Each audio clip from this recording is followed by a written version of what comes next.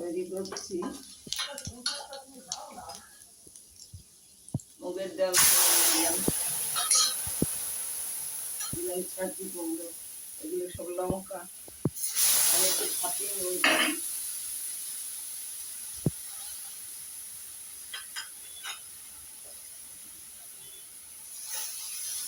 মুগের ডাল দিয়ে ছাঁচি কুমড়ো দিয়ে মুগের ডাল করলাম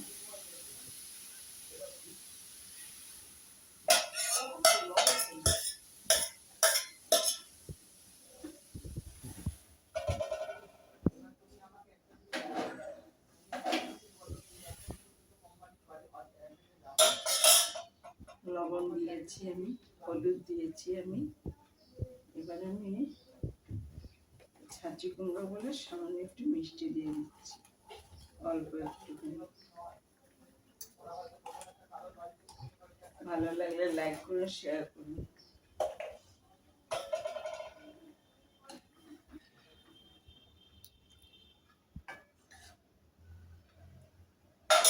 লঙ্কাটা আমার শুকনো টাটকা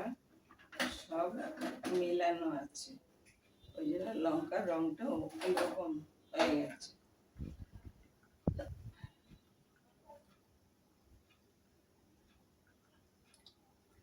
একটু ঢাকা দিয়ে দিচ্ছি তাড়াতাড়ি হয়ে যাবে এক্ষুনি হয়ে যাবে ডালটা ঢেলে দেবো